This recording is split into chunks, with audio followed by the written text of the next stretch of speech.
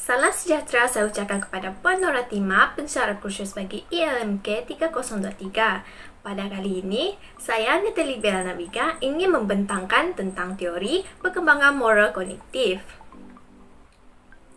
Teori perkembangan moral kognitif terbagi kepada dua tokoh iaitu Jean Piaget dan Lawrence Kohlberg. Pengenalan bagi teori perkembangan moral adalah Jean Piaget dan Lawrence Kohlberg mendakwa bahawa perkembangan moral bersifat universal dalam dua perkara. Setiap individu, tanpa mengira latar belakang budaya, akan melalui peringkat-peringkat perkembangan moral yang sama. Perkara yang mendasari setiap peringkat perkembangan moral adalah konsep-konsep moral yang serupa seperti kewajipan. Yang pertama, saya ingin membentangkan tentang teori perkembangan moral kognitif mengikut Jean Piaget. Perkembangan moral kanak-kanak mengikut Jean Piaget terdiri kepada 3 tahap, iaitu tahap pramoral, tahap heteronomous, dan tahap autonomous. Bagi tahap pramoral adalah kanak-kanak berminat dengan diri mereka sendiri sahaja dan mengutamakan pandangan mereka sahaja. Dalam tahap heteronomous adalah kanak-kanak lebih berhati-hati dan berminat pada orang lain dan menghormati pihak yang lebih tinggi dan berupaya untuk menerima setiap peraturan yang sedia ada. Peneguhan dalam bentuk ganjaran dan hukuman akan diambil kira dalam peringkat ini. Seterusnya adalah tahap autonomous, iaitu kanak-kanak akan mengambil berat tentang kebajikan dan minat masing-masing. Perasaan hormat pada orang lain juga akan dititik beratkan.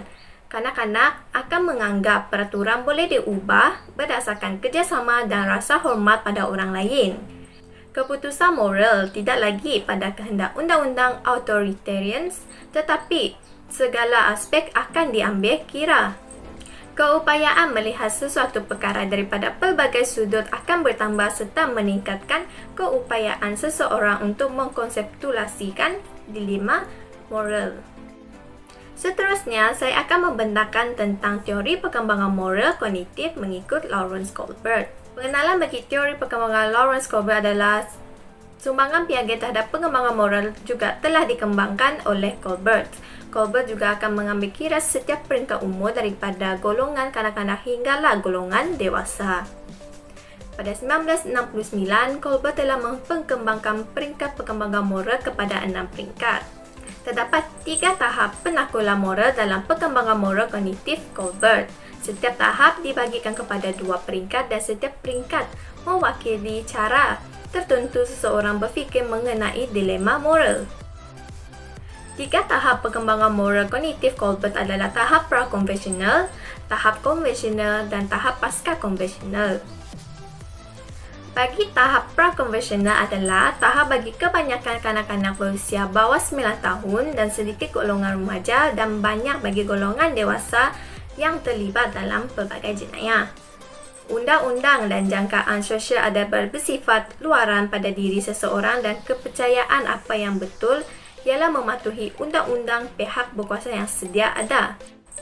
Seterusnya adalah tahap konvensional, iaitu tahap bagi kebanyakan remaja dan golongan dewasa dalam masyarakat dunia. Kepercayaan apa yang betul dan baik adalah tingkah laku yang diterima oleh sebahagian besar masyarakat. Terdapat juga dorongan kendiri untuk melakukan kebaikan bukan kerana perasaan takut atau paksaan. Seterusnya adalah tahap pasca konvensional, iaitu paling kurang dicapai oleh golongan dewasa dan selalu dicapai oleh mereka yang telah berusia 20 tahun ke atas. Tahap pasca konvensional ini, individu berupaya membezakan diri daripada undang-undang dan jangkaan orang lain dan memberi makna pada nilai-nilai dalam bentuk pilihan sendiri. Seterusnya, saya akan membentangkan tentang setiap peringkat-peringkat yang terdapat dalam 3 tahap tersebut.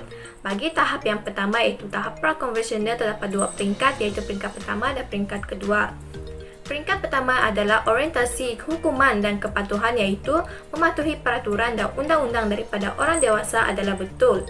Jika gagal, seseorang tersebut boleh dihukum dan kanak-kanak akan mengelakkan diri mereka daripada didenda. Contohnya, mencuri akan dikenakan hukuman. Seterusnya adalah peringkat kedua iaitu orientasi timbal balik, iaitu kepatuhan kepada undang-undang dan peraturan tidak lagi secara mutlak. Apa yang baik adalah yang memberi faedah dan kesenangan pribadi.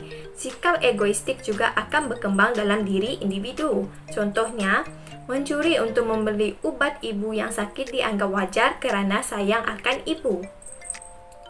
Seterusnya adalah tahap konvensional, iaitu terdiri pada dua peringkat juga, iaitu peringkat ketiga dan peringkat keempat. Peringkat ketiga iaitu orientasi persetujuan antara individu, iaitu berkelakuan baik bagi memenuhi keperluan dan sokongan daripada orang lain. Pandangan, pengesahan dan sokongan daripada orang lain juga akan diperlukan untuk perlakuan bermoral. Contohnya, berpakaian kemas seperti kehendak ibu bapa adalah harus dilakukan oleh setiap individu. Peringkat keempat ialah orientasi undang-undang dan kewajipan, iaitu berpendapat wajib mengikut peraturan, norma dan nilai masyarakat. Perlakuan baik dan bermoral adalah kerana mematuhi perkara-perkara yang di atas, iaitu peraturan, norma dan juga nilai masyarakat. Contohnya, patuh akan undang-undang jalan raya kerana itu adalah satu peraturan. Yang terakhir iaitu tahap pasca konvensional, iaitu terdiri kepada peringkat kelima dan peringkat keenam. Bagi peringkat kelima adalah orientasi kontrak sosial, iaitu sikap saling memahami dan bekerjasama mempertahankan nilai, hak, peraturan dan kontrak sosial dan undang-undang untuk kebaikan bersama. Contohnya, patuh kepada undang-undang jalan raya untuk keselesaan dan kebaikan semua pihak. Peringkat keenam iaitu orientasi prinsip etika, iaitu sedar tentang norma, prinsip etika sejagat dan prinsip peribadi. Seseorang akan memahami kelakuan baik dan buruk semasa berinteraksi dengan masyarakat. Etika sejagat akan membantu seseorang untuk menilai keadilan, hak, tanggungjawab, kebebasan dan menghormati apabila berinteraksi dengan masyarakat lain. Contohnya, keadilan bukan sahaja dipertimbangkan dari sudut undang-undang tetapi juga nilai, budaya, norma, kelaziman dan faktor semasa dan juga agama. Sampai di sini saja pembentangan saya kali ini. Sekian, terima kasih.